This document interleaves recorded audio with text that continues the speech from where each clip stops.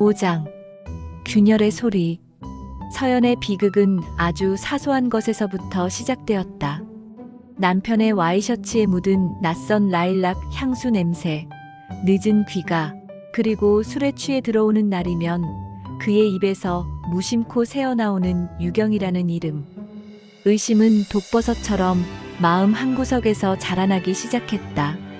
처음에는 애써 부정했다. 회식 자리에서 묻었겠지. 너무 피곤해서 헛소리를 하는 거겠지. 그러나 어느 날 서연은 남편의 양복 주머니를 정리하다 작은 손수건을 발견했다. 희미한 라일렉 향수 냄새와 함께 붉은 입술 자국이 조롱하듯 선명하게 찍혀 있었다. 심장이 얼음물에 담긴 것처럼 차갑게 식으며 철렁 내려앉았다. 며칠 뒤에는 양복 안주머니에서 늘봄 다방이라고 적힌 성냥갑이 나왔다. 서연은 더 이상 의심을 외면할 수 없었다. 며칠을 뜬 눈으로 고민한 끝에 그녀는 큰 마음을 먹고 둘째 수진을 업은 채 종로로 향했다. 늘봄 다방을 길 건너편 전봇대 뒤에 숨어 멀리서 지켜보았다. 1시간, 2시간. 다리가 끊어질 듯 아파올 때쯤 다방 문이 열리고 익숙한 인형이 나타났다. 자신의 남편이었다. 그리고 그의 곁에는 어떤 젊고 아름다운 여자가 팔짱을 낀 채 서 있었다. 여자는 남편의 넥타이를 매만져 주었고 남편은 여자의 머리를 지극히 다정하고 익숙한 손길로 쓰다듬었다. 그들은 누가 보아도 완벽한 연인이었다. 서연은 담벼락에 기댄 채 그대로 주저앉았다. 온몸에 힘이 빠져나가고 눈앞이 캄캄해졌다. 등 뒤에서 칭얼거리는 아이의 울음소리만이 아득하게 들려왔다. 그날 저녁 서연은 아이들을 일찌감치 재우고 안방에서 남편을 기다렸다. 그녀의 심장은 분노와 배신감으로 미친 듯이 날뛰고 있었다. 자정이 넘어 돌아온 진혁은 술에 취해 있었다. 여보, 드릴 말씀이 있어요. 서연의 목소리는 얼음장처럼 차가웠다. 뭔데? 피곤해 죽겠어. 진혁은 넥타이를 풀어 던지며 귀찮다는 듯 대꾸했다. 밖에서 만나는 분 있으시죠? 진혁은 신문으로 시선을 고정한 채 피식 웃었다. 웬 망상이야. 일 때문에 바쁜 사람한테 별소리를 다 하는군. 망상이 아니에요. 오늘 종로에서 다 봤어요. 늘봄 다방 앞에서 오유경이라는 여자랑 팔짱 끼고 나오는 거. 제 두 눈으로 똑똑히 봤다고요. 서연의 목소리가 가늘게 떨려 나왔다. 진혁의 얼굴이 순간 굳었지만 그는 곧 능숙하게 표정을 감추고는 되려 큰 소리를 쳤다. 아, 그 사람. 오유경 씨. 김 국장님이 아끼는 사람이야. 사업상 상의할 게 있어서 만난 거야. 당신 사람을 뭘로 보고 내가 밖에서 가족들 먹여 살리려고 얼마나 고생하는지는 눈에 안 보이고 그깟 일로 사람을 의심해? 집에서 편하게 살림만 하니까 의부증만 느는 거야. 당신 같은 여자랑 사는 내가 불쌍하다. 그는 서연을 히스테리를 부리는 정신병자 취급하며 몰아붙였다. 서연은 기가 막혔지만 사업상이라는 남편의 당당한 태도의 순간 자신이 잘못 생각한 건가 싶은 혼란에 빠졌다. 진혁은 그 틈을 놓치지 않았다. 앞으로 내 일에 사사건건 간섭하면 나도 더는 못 참아. 알았어? 조신하게 집에서 애나 잘 봐. 그게 당신이 할 일이야. 그는 서연을 경멸의 눈빛으로 노려보며 쐐기를 박았다. 서연은 흔들리는 눈으로 남편을 바라볼 뿐 아무 대꾸도 하지 못했다. 남편의 거짓말을 믿고 싶었기 때문일지도 모른다. 이 평온한 가정이 깨지는 것을 감당할 자신이 없었기 때문일지도 모른다. 그녀의 침묵은 진혁에게는 승리였고 그녀 자신에게는 더 깊은 절망의 시작이었다. 6장. 계략. 오유경은 최진혁이 자신에게 완전히 빠졌다고 확신했다. 그는 그녀의 말 한마디에 천국과 지옥을 오갔고 그녀가 흘리는 눈물 한 방울에 모든 것을 내어줄 남자였다. 하지만 유경은 만족하지 않았다. 다방 마담이라는 불안정한 신분과 남의 남자를 훔쳤다는 손가락질은 그녀의 자존심을 허락하지 않았다. 그녀가 원하는 것은 어둠 속의 미래가 아니라 양지에서 누리는 아내라는 번듯한 자리였다. 그녀는 최진혁의 마음뿐만 아니라 그의 집, 그의 아이들, 그의 모든 것을 차지하기 위한 치밀한 계획을 세웠다. 유경은 먼저 자신의 허름한 자취방을 정리했다. 몇 안 되는 세간을 헐값에 팔아치우고 그 돈의 일부를 평소 알고 지내던 업계 좋은 건달에게 쥐어주었다. 오빠, 부탁 하나만 들어줘. 내가 저녁에 신호를 주면 내 방에 들이닥쳐서 행패를 좀 부려줘. 내가 큰 돈을 빌려놓고 갚지 않는 것처럼 아주 실감 나게 해야 해. 알아들었어? 마담, 뭘 이렇게 복잡하게 해. 그냥 그 양반한테 말하면 집 한 채라도 떡하니 얻어줄 텐데. 건달이 이해할 수 없다는 듯 물었다. 순진하긴. 남자의 동정심을 얻으려면 남자가 스스로 구원자가 되었다고 믿게 만들어야 하는 거야. 그냥 얻어내는 건 쉬운 여자나 하는 짓이지. 나는 그 남자의 인생을 구원한 여자가 될 거야. 그냥 시키는 대로 해. 유경의 눈이 차갑게 빛났다. 며칠 뒤 유경은 진혁을 자신의 자취방으로 불렀다. 일부러 불도 켜지 않은 채 촛불 몇 개만 켜놓고 청승맞게 앉아 있었다. 그녀의 눈은 퉁퉁 부어 있었다. 유경 씨, 무슨 일이야? 왜 불도 안 켜고? 진혁이 걱정스러운 얼굴로 들어섰다. 진혁 씨, 저 이제 어떡해요? 무서워 죽겠어요. 유경이 와락 그의 품에 안기며 눈물을 흘렸다. 바로 그 순간 밖에서 고함 소리와 함께 문을 부술듯이 두드리는 소리가 들렸다. 야, 오유경, 문 열어. 이년아, 당장 돈 갚아. 안 열어? 고용된 건달들이었다. 진혁은 깜짝 놀라 유경을 돌아봤다. 유경은 파랗게 질린 얼굴로 진혁의 옷자락을 붙잡고 부들부들 떨었다. 사채업자들이에요. 돌아가신 아버지가 남긴 빚 때문에. 제가 다방에서 번 돈을 족족 바쳤는데도 이자가 눈덩이처럼 불어나서.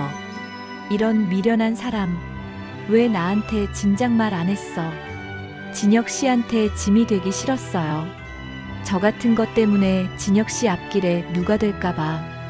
유경의 가녀린 어깨가 가엽게 떨렸다. 진혁은 완전히 이성을 잃었다.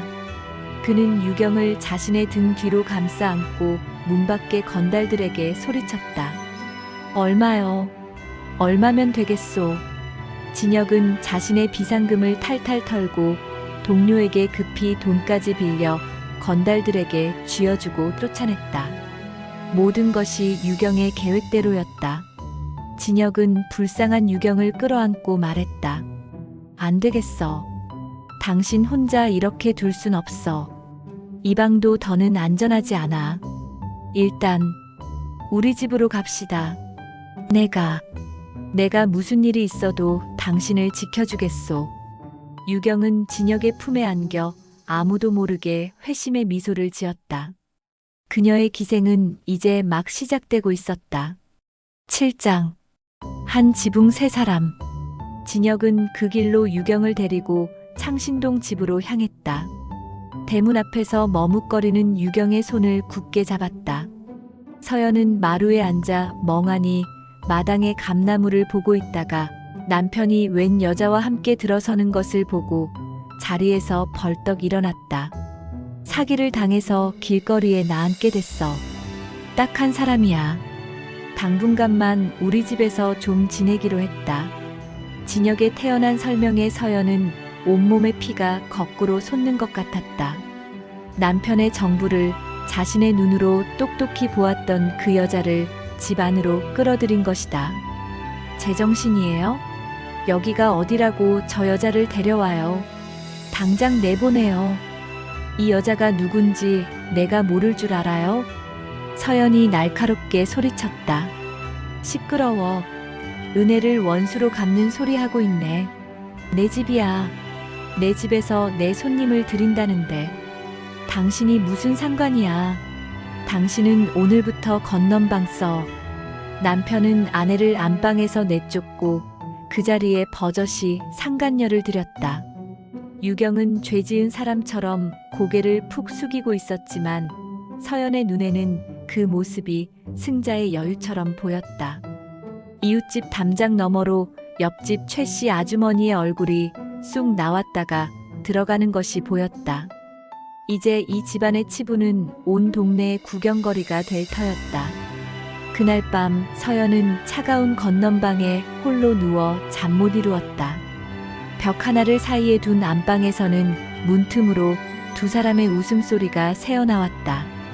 이윽고 웃음소리가 잦아들고 여자의 교태 섞인 신음과 남자의 거친 숨소리가 서연의 귀를 고문했다. 서연은 두 손으로 귀를 틀어막고 소리 없는 눈물을 흘렸다. 초대받지 않은 손님은 하룻밤 만에 이 집의 주인이 되어 있었다. 다음 날 아침 옆집 최 씨 아주머니가 보란듯이 간장을 빌리러 왔다. 그녀의 눈은 집요하게 집 안을 훑고 있었다. 어머, 서연 씨. 얼굴이 왜 이렇게 헬쑥해? 밤새 잠을 못 잤나 봐. 네, 애들이 좀 보채서요. 그래. 그런데 저기 마루에 있는 아가씨는 누구야? 친척이라기엔 좀 곱상하게 생겼네. 최 씨 아주머니는 부엌에서 아침상을 차리는 유경을 턱으로 가리켰다. 유경은 마치 원래 이 집 사람이었던 것처럼 자연스러웠다. 서연의 얼굴이 화끈 달아올랐다. 아, 남편 손님이세요. 며칠만 신세지기로 하셨어요. 손님? 아이고, 손님 치레하려면 서연 씨만 고생이겠네. 그런데 남자 손님도 아니고 저렇게 젊은 여자가. 별일이야. 최서방이 사람이 참 좋지.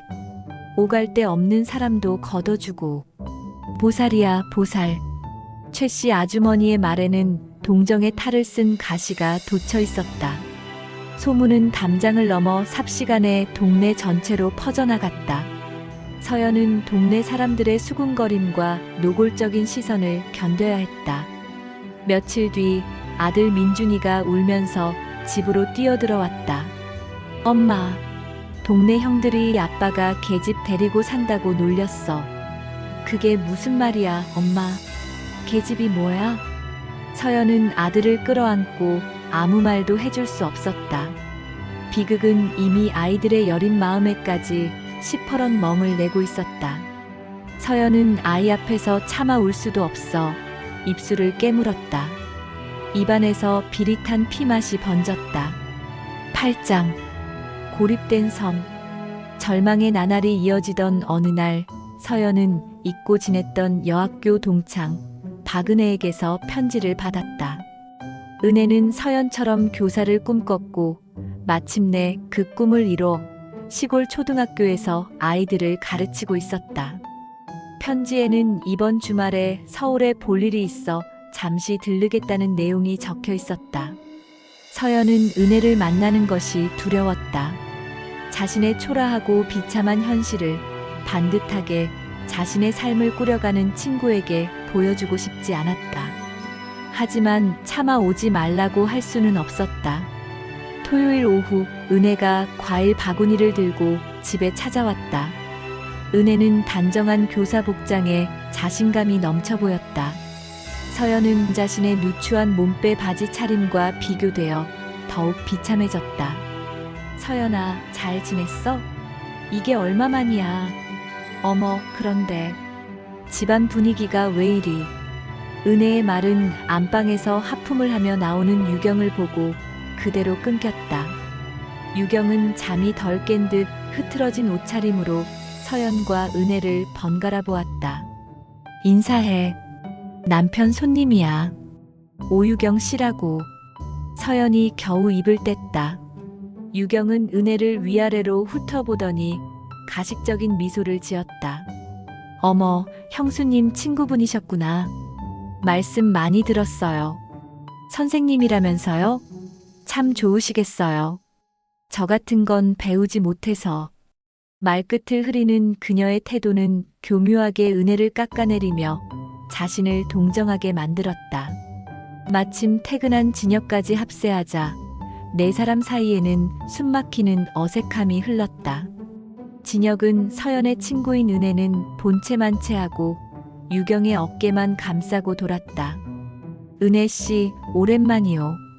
보다시피 우리 집사람은 좀 고지식해서 유경 씨가 있어서 집안 분위기가 좀 살지.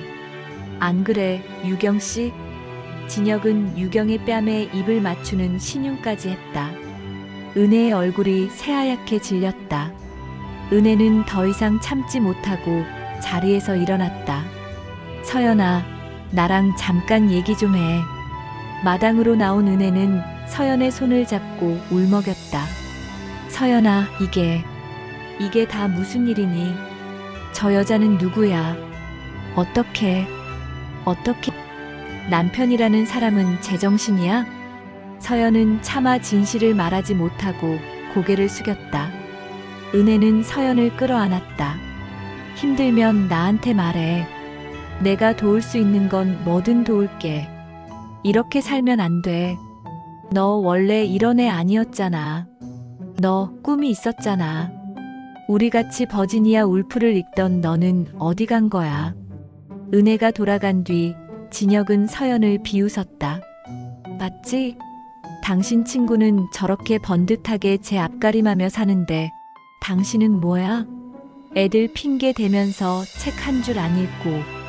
그러니 내가 당신한테 마음이 가겠어? 유경 씨 반만이라도 닮아봐.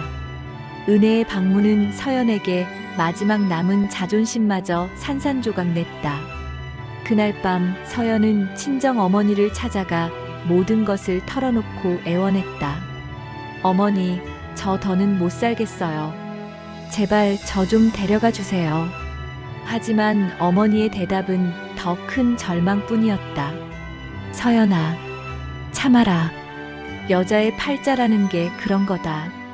지금 내가 집을 나가면 저 여자가 이 집 안주인이 되는 거야. 애들은 어떡할 거냐? 계모 밑에서 구박받고 자라는 꼴을 보고 싶어? 그냥 죽었다 생각하고 참아. 응. 남편이 언젠가는 정신 차리고 돌아올 게다. 서연은 어머니의 손을 뿌리쳤다. 마지막 동아줄이라고 믿었던 어머니마저 그녀의 등에 칼을 꽂았다. 서연은 텅 빈 눈으로 허공을 응시했다. 죽었다 생각하고. 그래, 어쩌면 자신은 이미 오래전에 죽은 것인지도 몰랐다. 9장 마지막 끈. 그의 가을은 유난히 추웠다. 아이들이 나란히 지독한 감기 몸살로 알아누웠다. 서연은 밤새 물수건을 갈아주며 펄펄 끓는 아이들 곁을 지켰다. 그런데 진혁과 유경은 아침부터 곱게 차려입고 친구 결혼식에 간다며 집을 나섰다. 어떻게 이래요? 당신도 애들 아빠잖아요. 애들이 이렇게 아픈데 어떻게 당신들만 즐겁게 놀러 갈 수가 있어요? 하루쯤은 옆에 있어줄 수 없어요? 서연이 애원하듯 매달렸지만 진혁은 매정하게 그녀의 손을 뿌리쳤다. 유난 떨지 마. 애들은 원래 아프면서 크는 거야. 그리고 오늘 결혼하는 친구가 나한테 얼마나 중요한 사람인지 당신이 알아? 유경 씨 옷까지 새로 맞춰줬는데 안 갈 수 없잖아. 두 사람은 아픈 아이들과 끙끙 앓는 서연을 뒤로하고 매정하게 떠났다. 서연은 그 순간 남편이라는 존재에 대한 마지막 미련의 끈을 놓아버렸다. 밤늦게 두 사람은 술에 취해 웃고 떠들며 돌아왔다. 유경의 손에는 예쁜 자개 머리빗이 들려 있었다. 그것을 본 순간 서연의 온몸이 굳었다. 저 빗은 결혼 전 진혁이 월급을 모아 꼭 사주겠다고 약속했던 것이었다. 우리 서연이 긴 머리에 꽂으면 정말 예쁠 거야라며 수줍게 말하던 그의 얼굴이 어제 일처럼 떠올랐다. 그 약속은 잊은 지 오래라고 생각했는데 그는 잊지 않고 다른 여자에게 그 약속을 지켰다. 유경은 그 빗으로 자신의 탐스러운 머리를 빗으며 거울 앞에서 교태를 부렸다. 어때요, 진혁 씨? 저 예뻐요? 세상에서 제일 예뻐. 우리 유경이가. 진혁은 유경의 허리를 감싸 안으며 이마에 입을 맞췄다. 그 모습을 지켜보던 서연의 눈에서 무언가 툭 하고 끊어졌다. 더 이상의 눈물도 나오지 않았다. 이제 남은 것은 잿더미 같은 절망과 차갑게 식어버린 분노뿐이었다. 10장 재와 설이 10월 27일 새벽. 그날 밤 서연은 잠을 이룰 수 없었다. 앓던 아이들은 다행히 열이 내려 새근새근 곤히 잠들어 있었다. 그때 안방에서 소곤거리는 소리가 새어나왔다. 서연은 저도 모르게 방문에 귀를 가져다 댔다. 진혁 씨, 언제까지 이렇게 살아요? 저 여자 눈엣 가시 같아 죽겠어요. 저 여자 때문에 김 국장님 사모님 모임에도 못 나가고 다들 저를 첩으로만 본단 말이에요. 유경의 짜증 섞인 목소리였다. 조금만 더 참아. 저 여자 자존심만 세서 저러지 애들 때문에 절대 제 발로는 못 나가. 내가 방법을 생각 중이야. 무슨 방법? 내쫓아야지. 살림을 못한다느니 애들한테 소홀하다느니 트집 잡아서 내쫓으면 그만이야. 아이들 양육권은 당연히 내가 가져오는 거고. 변호사 친구한테 물어보니 여자가 원래 좀 우울하고 정신이 이상하다고 몰아가면 쉽다더군. 그럼 이 집도 저 애들도 다 우리 차지가 되는 거지. 당신 애들 잘 키울 자신 있지? 그럼요. 제가 친엄마보다 더 잘 키울 거예요. 저를 위해서라도 우리 미래를 위해서라도 저 여자 빨리 없애버려요. 호호. 두 사람의 웃음소리가 서연의 고막을 찢었다. 자신을 정신병자로 몰아 아이들까지 빼앗고 빈몸으로 내쫓을 계획을 짜고 있었다. 자신이 평생을 바쳐놨고 기른 아이들을 저 여자에게 빼앗길 수는 없었다. 서연은 숨을 멈췄다. 온몸의 피가 발끝으로 쏠리며 싸늘하게 식었다. 그녀는 조용히 자리에서 일어났다. 발소리가 나지 않게 살금살금 부엌으로 향했다. 어둠 속에서 무언가 시퍼렇게 빛나고 있었다. 얼마 전 장터에서 새로 갈아온 식칼이었다. 서연은 망설임 없이 칼을 집어들었다. 차가운 쇠의 감촉이 손바닥을 통해 심장까지 전해졌다. 이제 되돌릴 수 없었다. 아니, 되돌리고 싶지 않았다. 안방 문을 열었다. 달빛 아래 두 사람이 한 이불을 덮고 짐승처럼 얽힌 채 깊이 잠들어 있었다. 서연은 잠든 남편의 가슴을 향해 망설임 없이 칼을 내리꽂았다. 진혁은 윽하는 짧은 신음과 함께 몸을 떨다 이내 잠잠해졌다. 뜨거운 피가 분수처럼 솟구쳐 서연의 얼굴을 적셨다. 그 소리에 유경이 잠결에 뒤척이며 눈을 떴다. 그리고 피 묻은 칼을 든 채 자신을 내려다보는 서연과 눈이 마주쳤다. 꺄! 유경의 비명은 끝을 맺지 못했다. 모든 것이 끝난 뒤 집 안에는 지독한 정적만이 흘렀다. 서연은 피 묻은 칼을 든 채 한참을 서 있었다. 동이 트기 시작했다. 창호지 문밖이 푸르스름하게 밝아왔다. 그녀는 비로소 자신이 무슨 짓을 했는지 깨달았다. 하지만 후회는 없었다. 이상하리만치 마음이 평온했다. 지긋지긋한 소음이 사라진 세상이었다. 서연은 수도가에서 피 묻은 손과 칼을 씻었다. 마치 저녁 설거지를 하는 것처럼 무심하고 기계적인 손짓이었다. 그녀는 피 묻은 옷을 갈아입고 아이들의 아침밥을 차렸다. 밥을 다 먹인 뒤 아이들의 얼굴을 하나하나 정성껏 씻겨주었다. 그리고 곤히 잠든 아이들의 얼굴에 마지막 입맞춤을 했다. 엄마가 미안해. 스스로 경찰서를 찾아가 자수했을 때 그녀의 표정은 놀랍도록 평온했다. 제가 두 사람을 죽였습니다. 재판 과정에서 서연의 기구한 사연이 알려지자 세상은 그녀를 동정했다. 남편의 비정상적인 행태와 시대가 강요한 여성의 굴레가 멀쩡한 여인을 살인자로 만들었다며 동정하는 여론이 들끓었다. 변호사는 그녀가 극심한 스트레스로 인한 심신미약 상태였다고 주장했다. 재판부는 이례적으로 낮은 형량인 징역 3년을 선고했다. 아이들은 외가에서 자라게 되었다. 서연은 감옥에서 아이들을 단 한 번도 만나지 않았다. 자신의 피 묻은 손으로 아이들의 인생을 더럽힐 수 없다는 그녀의 마지막 속죄였다. 그녀는 감옥의 작은 도서관에서 책을 읽었다. 젊은 날 제비꽃을 끼워두었던 그 책들을 다시 펼쳐들었다. 문장들은 예전과 같았지만 이제는 어떤 위로도 주지 못했다. 글자들은 그저 검은 잉크의 흔적일 뿐이었다.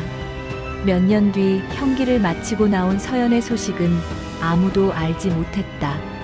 다만 그녀가 살았던 창신동 기와집 마당의 감나무는 그해 가을에도 어김없이 핏빛처럼 붉은 감을 뚝뚝 떨어뜨리고 있었다. 마치 26 젊은 아내의 피눈물처럼. 그 집 앞을 지나는 동네 사람들은 아무도 그 감을 주워 먹지 않았다. 서리가 내린 감은 유난히 달지만 그 집 감나무 아래 맺힌 서리는 너무나도 시리고 아픈 한이 서려 있음을 모두가 알기 때문이었다.